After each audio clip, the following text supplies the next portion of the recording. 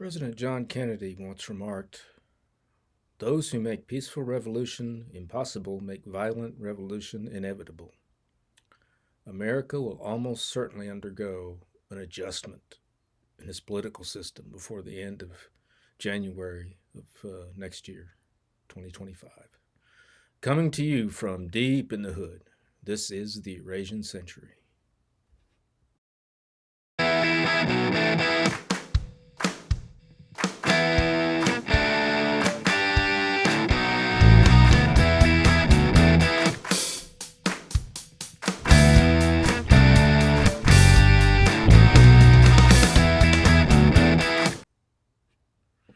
There's an expression in Russian, "Как на вулкане жить," like living on a volcano.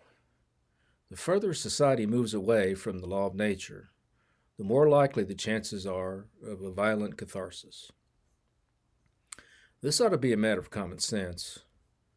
For example, if a society can't sustain a replacement fertility, it will gradually disappear. Or if a country allows large numbers of immigrants from foreign cultures, foreign ethnicities, the dominant population will become diluted to minority status over time. These are simple physical realities. But more subtle and initially less noticeable changes also result as unintended consequences from unnatural policies. By unnatural policies, I have in mind several things. The one that stands out most right now is the class or economic divide. And by this, I mean the separation of political elites from the masses in mindset and economics. Not about inequality per se, but about an extraordinarily wealthy elite and a lack of generosity to the lower and middle classes in terms of basic economic security and social services and infrastructure. There's a certain myopia that has overtaken liberal elites in the United States. The left rose through the ranks in academia, the press, the government, and other institutions of power, such that they comprise the ruling ideology in America. This was the march through the institutions, the whole Gramscian project. Ironically, perhaps, in the Frankfurt School, ironically, perhaps, they have become much less concerned about economic inequality now that they are at the top of the food chain. Also, their concern for free speech, which served them well as they sought to spread their message to expand their base, has fallen by the wayside now that contrarian speech is contrarian to their political program. There's a certain ugliness to the present economic situation. Developing social mores exacerbate this ugliness. What I mean is the amount of wealth that is concentrated at the highest percentiles, the top of the pyramid, in contrast to the situation at the bottom. Now, I'm not a socialist. That's not what I'm getting at. I don't begrudge the wealthy for even a penny of their wealth. They earned it or inherited it by whatever means, and they are welcome to it. However, there's the matter of social cohesion. And what I'm observing tells me that the security of the upper classes is in increasing jeopardy as a result of their collective lack of generosity to the lower classes. It's not a matter of justice, it's a matter of equilibrium. At high levels of inequality, there is danger in the libertarian mindset, since not everyone, and especially not those at the bottom, perceive the situation as just or even defensible, regardless of any real or imagined objective reality. I say this because in a country with untold numbers of millionaires and billionaires and a very wealthy upper class, the social safety net which this society provides for its less fortunate members is rather modest. Actually, given the money that's on the table, appallingly modest. Now, if this were the only cause for unrest, it would be enough to take notice of. However, at the same time, we have a rich upper class and a relatively unsupported lower class. We also have the added facet of wokeness, for good measure. This is a case of adding insult to injury, since the lower classes generally do not share the upper class's fascination and enthusiasm with boutique morality. And they definitely don't want this regimen of wickedness imposed on them by their betters, of all people. You can see this is adding up to be an issue once you start stacking things. You've got the economic thing, and then the morality thing, and other things. There's more. Not only do the elites seek to keep the lower classes in relative poverty and force immorality on them, but they wish to augment their population with illegal aliens who may take whatever jobs are available at the lower end of the spectrum. The theory of the elites being that these immigrants are more likely to vote for the party that enabled their ingress. Now, the party that represents the elite mindset is the Democratic Party of the United States. However, the other major party, the Republican Party, has been so effectively co opted by the elites that the establishments of both parties constitute a sort of uniparty, committed to defending and furthering elite interests. Of course, there are other issues and fault lines involved. In addition to economics, we have race relations, the rise of feminism, and the normalization of perversion. All of this more or less constitutes the phenomenon of wokeness. I say phenomenon because wokeness is really a hyperbolic version of the political correctness which has plagued us in the United States for decades, at least going back to the 1980s. At some point, it became hyperacute and intolerant, totalitarian, in fact, not just in the academic setting, but in the greater society. Um, First, I'll talk a little bit about race. And by race, I'm not so much concerned about or not focused on the color of somebody's skin, but on multiculturalism. Um, Multiculturalism, or multiculti, as they say in Europe, simply doesn't work. Humanity is too tribal to mix cultures without friction, ethnic competition, and violence. The history of past systematic discrimination and lingering cultural habits combine to aggravate tensions based on race and ethnicity, which are perpetually exploited for political gain by one faction or another with no end in sight. This is the continuous history of multicultural societies. Home rule and self determination are thus highly desirable for public peace and stability. Either races and ethnic groups must seek a monocultural modus vivendi, that is, a way of getting along with just one culture to which everybody adapts, or else they should seek geographic separation into separate self ruled political communities. Immigration greatly exacerbates this issue, which you can see in Europe and the United States, and great care should be taken to leave the basic racial ethnic character of society unchallenged by unnecessary immigration of persons of other cultures unwilling to assimilate to the dominant ethos.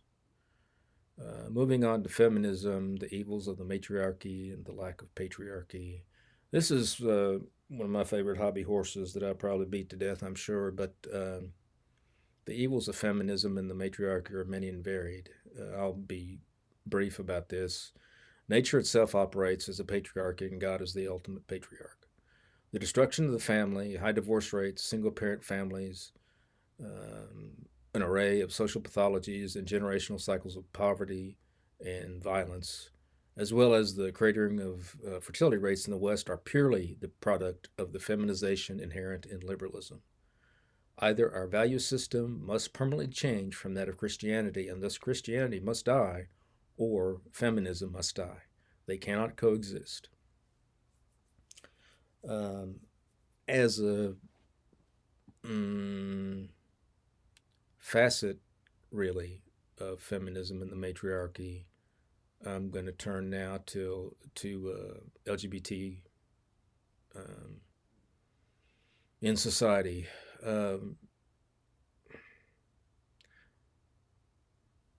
This stems from the anti-patriarchy or anti-patriarchal, feminist, or matriarchal mindset. If you extol the feminine, men will become more feminine themselves, taking the cue. Women, on the other hand, indoctrinated to measure themselves by male standards, sometimes will either abandon males as sexual partners as a reaction against masculinity or male dominance, or, in emulation of the resented enemy, adopt the male role themselves. All this is utter chaos and confusion to the point of abomination, not to mention being a further drag on the demographic problem as well as being a source of social pathologies. Now, the Democratic Party propagates these elite liberal values and is largely composed of overeducated whites, especially women, and people of color. They are comfortable with a wealthy elite and a large marginal underclass. They also perpetuate racial identity politics, feminism, and the normalization of deviant sexualities. Higher education for them has resulted not in wisdom, but ideological indoctrination. The establishment Republican Party is a somewhat more conservative version of this Democratic Party, which gravitates towards libertarian economics, again, enabling the elites to marginalize the underclass. On social issues, they simply take less extreme positions than their Democratic counterparts for the time being. Um, they want to move in the same direction, just more slowly, so as to give everyone time to um, boil like frogs. Uh, However, the MAGA faction or the Trumpist faction of the Republican Party has attracted a growing number of ethnic minorities and non college educated. This education disparity does not reflect the relative intelligence levels of the respective groups, but rather their respective levels of subjection to post secondary ideological indoctrination. As a result, the MAGA Republican Party is becoming a quasi traditionalist party of the working class. It is also gradually taking over the entire GOP and nudging out opponents. So now you have a dichotomy of the establishment, GOP, office holders. Um, this is more so in the Senate than in the House. You have a strong emerging caucus of the MAGA or patriot types in the House. But then the grassroots is largely Trumpist MAGA and not doesn't really identify with the establishment much at all. This situation is obviously quite volatile, and put up some. I'm going to put up some graphs on party and polarity, but essentially, Americans don't like people of the other party um, in increasingly strong terms, and they also don't like either party in increasingly strong terms. This is showing up in public opinion polls, and the difference between liberals and conservatives in the Democratic and Republican Party, respectively, in terms of overlap of their views and tolerance of each other, has been slowly shifting so that you have two bell curves, roughly, which are moving away from each other, like mitosis and cell division. Um, this over the last 30 years or so. Um, the most compelling facet of the dystopian decline of America is the spiritual aspect. I just want to comment on this a little bit because a lot of people remember from childhood a kind of a much more graceful mindset, state of mind. And social alienation is the result of a lack of spiritual, psychological communion in society. Religion holds a society together in some sort of hierarchy, enabling it to function. As religion recedes as a social force, alienation gradually takes hold, and something like a state of individualistic discord and latent anxiety develops. A dissolution of the aura of grace that religious belonging and familiarity creates among otherwise isolated individuals develops.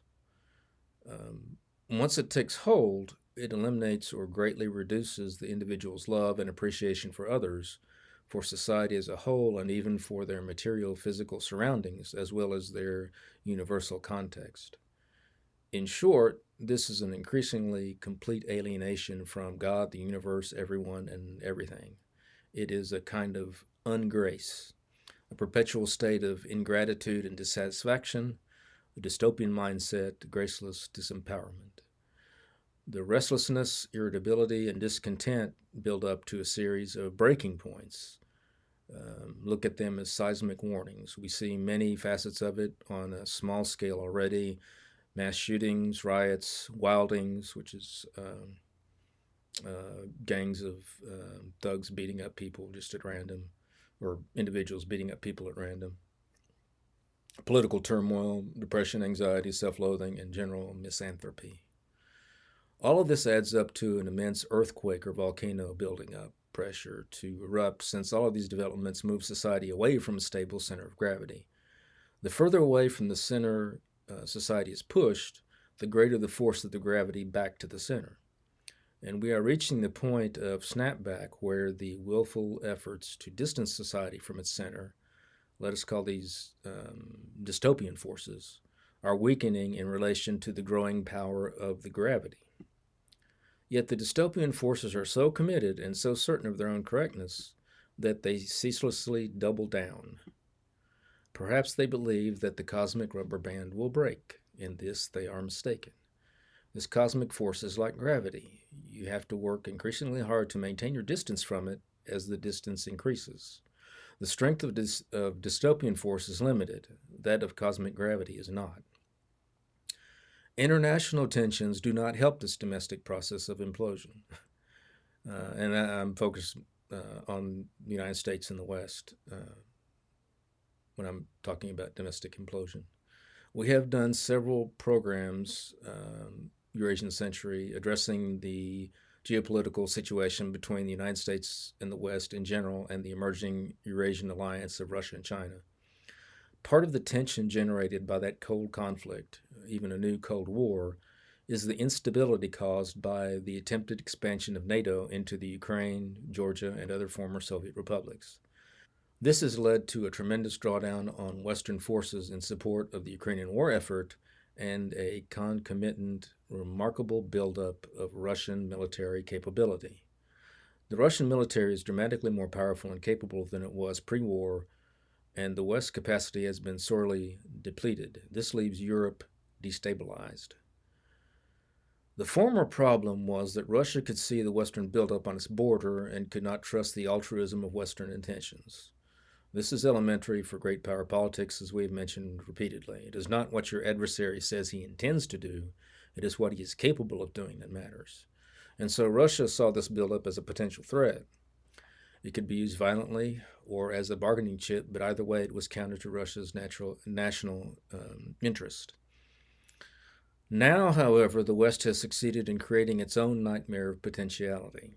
In weakening itself and strengthening the Russian Federation, now the West must calculate what Russia can potentially do in Europe given its increased capacities as a result of Western aggression. That means that now the West has to rethink its security posture vis-a-vis Russia. There's quite a bit of press coverage being devoted to the newly perceived Russian threat of invading Europe beyond the Ukraine. Part of this is simply posturing for political purposes. However, there is a kernel of truth in these alarms. A leader much more aggressive than Vladimir Putin could march deep into Central Europe unimpeded by a depleted Western military edifice. That too puts pressure on Western political systems, since for EU countries it means either a large arms buildup or breaking free of American hegemony and entering the Russian economic orbit. And it adds to the tension in Washington because the unfolding prospect of huge additional military expenditures on the one hand versus losing American hegemony in Europe and seeing Russia strengthened is disheartening to the people whose foolish adventurism made it all happen. And it is also disheartening to their electorate. You see this more in Europe right now, but it's coming to America as well. So, even as I write for this episode, we have stories developing that Israel has lost control of northern Gaza, is taking heavy casualties there and in northern Israel, and is offering a 2-month pause in exchange for the release of hostages, of all hostages, which so far Hamas has rejected. Furthermore, we have well-sourced rumors coming out of the U.S. military that it is preparing to withdraw from Iraq and Syria in short order and is no longer making cessation of attacks on its bases a precondition. In short, on all external fronts, America is retreating.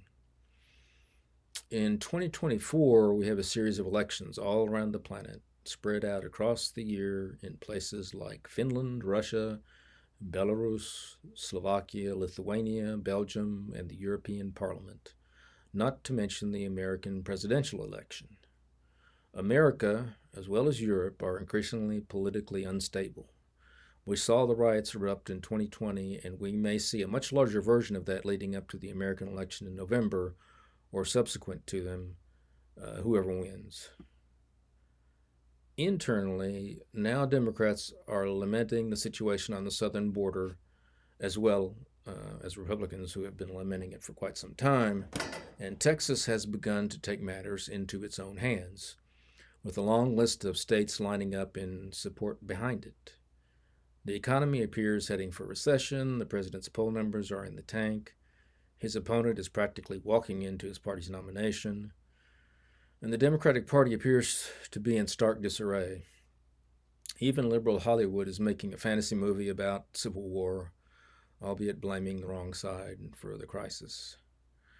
More and more voices that I trust to provide sound, dispassionate analysis are coming to the conclusion that America has lost its political stability, and the question seems to be asked with increasing frequency, will we make it to the next election? And if so, then what? And so, sooner rather than later, we are heading for a cathartic realignment. I'm not sure what else to call it, and I'd rather not speculate much further since God only knows. This may be the year it truly takes hold. If not, it is coming very soon, possibly after the election, if Trump wins or whoever wins. The dystopian force, previously thought to be unstoppable, meets the immovable object. When you have two highly motivated, mutually exclusive, and mutually irreconcilable political forces joined in a struggle for dominance, you should expect it to become exciting. But do bear in mind, in confusion, there is profit. If you find this program valuable, please hit like and subscribe. Thank you, and we will see you next time.